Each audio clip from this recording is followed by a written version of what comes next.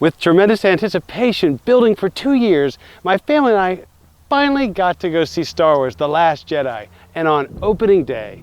You know, my son loved it, my wife loved it. She actually said it is the best movie she's ever seen. And I'm not just talking about the best among Star Wars movies. She said it's the best movie of all movies she's ever seen. Imagine that, you know, and that said, I loved it too. As an action sci-fi movie, but recognized pretty quickly that this was not Star Wars. You know, Disney simply slapped the Star Wars label and character names on a movie that resembled little of what we know about Star Wars. You know, its main characters, the Force, and the Star Wars galaxy. I'll explain why right now and see if you don't agree with me. You know, first, in order to explain this, I'll have to provide a few spoilers, so I strongly urge anyone who has not seen the movie to stop watching this video now, you know, and go see it. You know, you'll love it, but then come back here and watch this video, and I think you'll find out, you know, why it's very entertaining, but it fails in so many regards in terms of consistency with the Star Wars movie and galaxy and the portrayal of its characters, especially Luke Skywalker. You know, before I talk about Luke, let me say this.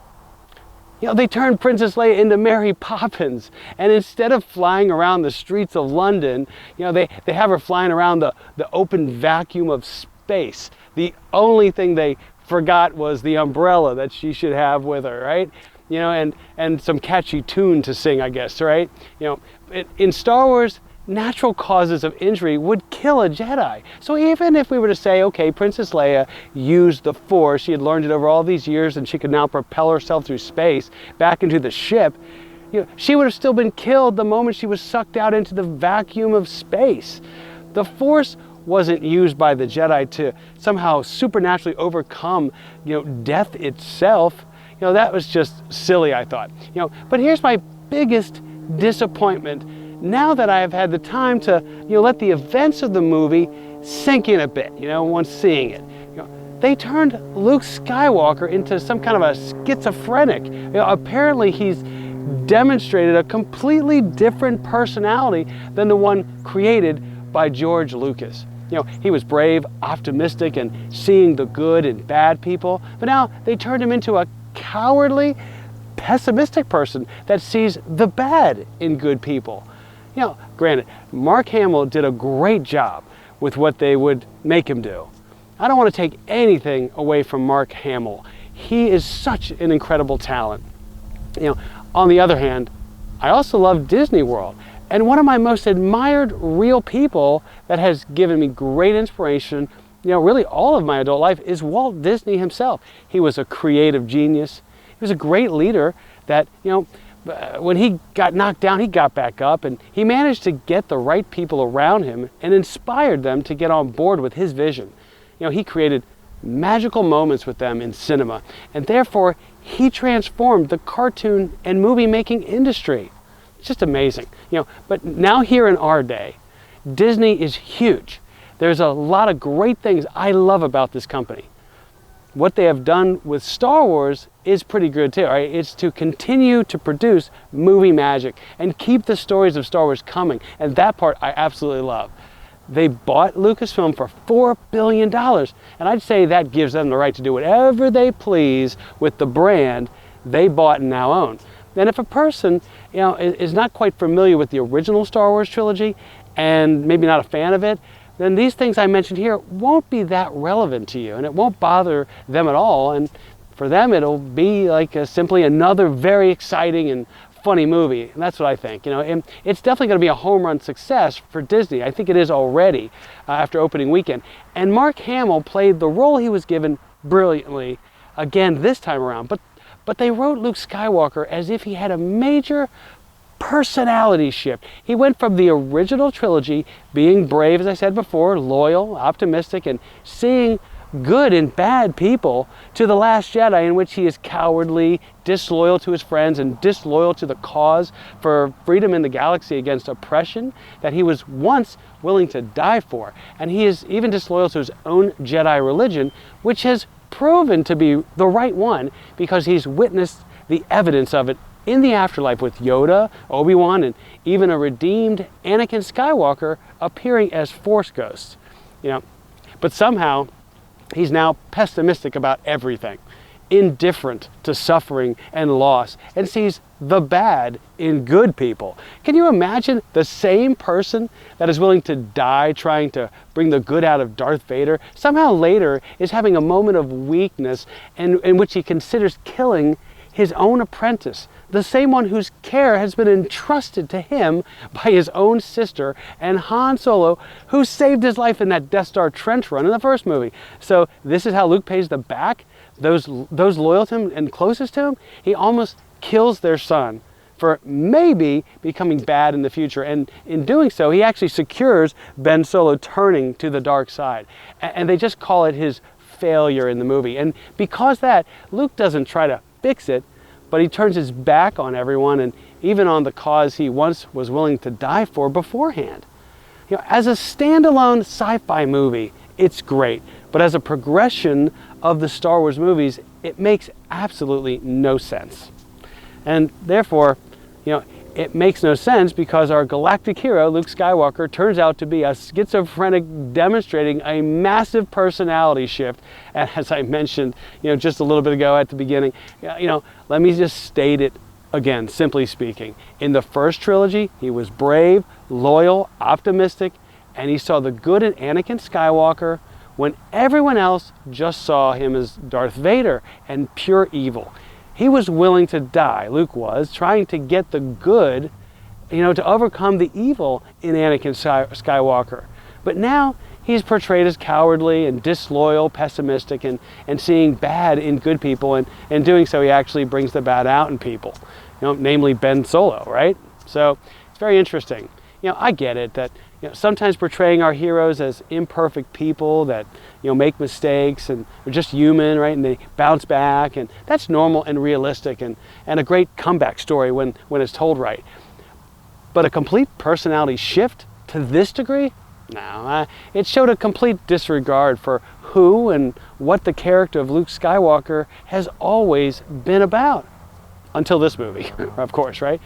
This was a complete redefining of his character and personality. And that's just so very disappointing to me. Look at Yoda. Yoda was 900 years old before dying and vanishing into the Force. Luke is only about 60 years old here in this movie. I don't know. Clearly Disney just wants to get rid of him and not tell more Luke Skywalker stories, I suppose. And this was a convenient way of killing him off while doing it in a way that still, lifts him up on a pedestal. I guess both figuratively and literally, because literally he was sitting on a pedestal when he vanished, in thin air into the Force. So, so it looks like he's been killed off in a manner which he victoriously transcends into the Force rather than actually be defeated. And that still makes people happy, I guess, that way.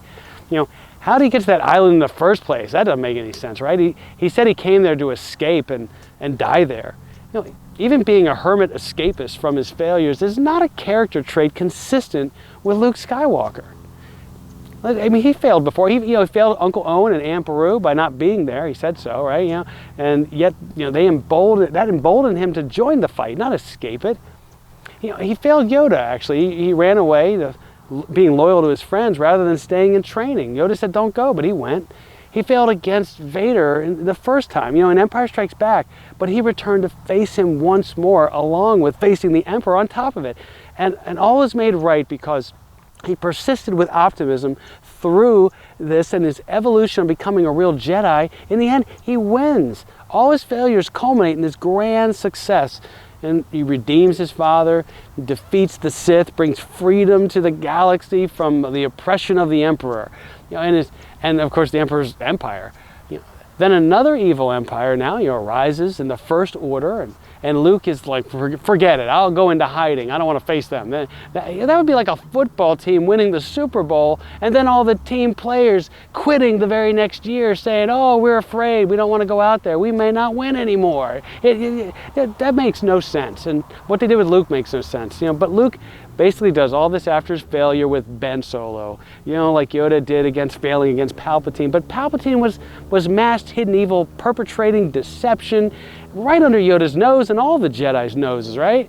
You know, this doesn't compare to Ben Solo. Ben wasn't even bad yet. You know, just, you know, Luke saw his future, and remember what Yoda said about the future? It's difficult to see the future, it's always in motion. You know, in other words, it can change. It is not written in stone like the past. So Yoda failed against Palpatine and went into exile on Dagobah. Yoda didn't want to rejoin the fight. He didn't even want to train Luke. Obi-Wan had to convince him to do it, right? So Yoda's different. Yoda also didn't want Luke to rush off and face Vader, you know, in Empire Strikes Back, but Luke did it anyway. Because, why, right? Because he was loyal to his friends, and that loyalty was so intense. And he still failed to beat Vader there, but instead he was brave to face him once again in Return of the Jedi. But this time, he wasn't even just gonna face him to defeat him. No, that would have been easier. Actually, Luke chooses to face him to turn him back to the good side, you know, knowing it would likely cost his own life. This is selfless love, a once supposed quality of the Jedi. So what message is Disney putting forth about the Jedi now? Does the galaxy need a balance against this type of character who puts others first and whose fight is for those who are oppressed? Rian Johnson, J.J. Abrams, and Kathleen Kennedy, I guess, would have you think so. We need a balance against that goodness. They think the dark and light are equal, but opposite qualities that should somehow be in balance, and it's not a matter of one being evil and the other being good. You know, just don't even get me started on good versus light. You know, the change that they made in The Force Awakens. You know, George Lucas made a clear distinction between the dark side and the good side. Disney, maybe J.J. Abrams, who knows, whoever it was, you know, wrote in light, you know, the light side instead of good, instead of the good side, and came up with this nonsense idea that there needs to be balance between dark and light, you know, and completely throwing out the notion of good and evil. Just apply some rational thought to this and you'll get my point in real life. Nobody in real life would look at a situation when everything in their life is going well and there's peace, and then think to themselves, I don't have enough tragedy or people trying to steal from me or imprison me unjustly or kill me and kill my way of life. I think I need a little bit more of that happening to me in order to have balance in my life. Yeah, there is no need for balance in the Force in Star Wars. There never was. They redefined the Force in this series, in this trilogy. It is the dark side that brought about terror, blowing up planets and killing billions of innocent people. Do you really buy into the idea that there is a need for some of this in the galaxy to balance out against all the good that is being done in the fictional world of Star Wars? Really? No. There's never a need for evil. But because of evil, there is an exciting story that can be told, right? And of good overcoming it, especially. There's always a need for good, for the good side. There's always a need for good. And Luke Skywalker was, I guess, the poster child for, you know, good fighting evil, you know, against those that would hurt innocent victims, like the Sith did.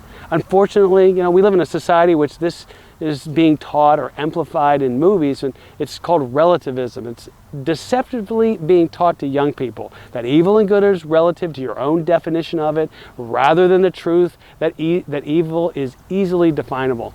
You want to know how to define evil? Let it happen to you. You know evil for what it is when it happens to you. But when it happens to someone else that you don't know, then who are we to rush to judge the motives of that so-called evil person? Maybe they are just misunderstood, and it's really the good people that's not hurting anyone that, well, they need to change, you know, not the bad guy, right? There's been a big push in today's society for this line of thinking, and what is behind it is, in fact, real evil itself. Not the fantasy Star Wars type of evil. It's a real evil that is deceiving people into believing evil and good have gray areas, and that we can spend a little time in both and define our actions according to our own standard we create for ourselves, instead of the higher one established from the start that is bigger and it's greater than all of us. And most importantly, is correct, right? Anyway, so back on Star Wars. The dark side is the evil portrayed in the original Star Wars that oppressed people and blew up a planet, killing billions of innocent lives. As an example to the rest of the galaxy of what happens to you, your planet, and any other planet that aligns with the cause of freedom and their way of complete, they're getting in the way of their complete universal domination over everyone, right? So that's what the Sith wanted. Now we have the First Order that emulates the Sith and the Empire and inflicts the same evil on even more people, blowing up many planets in the Hosnian system in The Force Awakens for the same exact greedy, oppressive, callously calculated way. It's pure evil. Do you want a balance of that? You want none of it if you stand for what is right and what is good. Now, we were told and shown that the Jedi were the guardians of peace in the galaxy, that fought for those who were innocent and not able to fight for themselves, I suppose, and against the powerful and greedy, oppressive nature of the Sith. That's a good thing. And what now? Now we are to believe that the Jedi are just as wrong as the Sith was, and a balance is needed between the two. And so Luke turns away from the cause of helping anyone and becomes a recluse like Yoda did. Well, I believe the only reason Yoda vanished and became a Force ghost, which I guess is Star Wars equivalent of eternity in heaven or just crossing over from death into a new life as a good spirit, was because he became redeemed as a Jedi Master when he got back into the cause for freedom, fighting against the Sith. And how did he do that? By training Luke Skywalker, despite his initial reluctance to do so. That was his last act before dying of an old age, training Luke. But Luke respected and loved Yoda, as do most of us Star Wars fans. But Luke wasn't Yoda, and he has a completely different personality than Yoda. If it took almost 900 years for Yoda to become cynical about the good fight and decide to become a hermit hidden away, why would we realistically believe that Luke Skywalker would have a similar notion after just one failure with Ben Solo? Especially after all the success he experienced at the hand of the good side of the Force working within him. It makes no sense at all. So anyway, there's my commentary. It's a great science fiction movie, but it fails to properly represent what Star Wars is all about, or at least it always was about. And that is also okay, because defining Star Wars today is a right reserved to Disney to do with it whatever they wish, and they have. So what do you make of all this? I really appreciate you listening to what I have to say here, and I know not everyone will agree with me, but I really appreciate your commentary, so leave me a comment down below. Let me know what you think of all that I've said here, and I will see you in another video. Have a great day. Hey guys, here are some of my other videos, and I know you're gonna love them, so go ahead and watch them.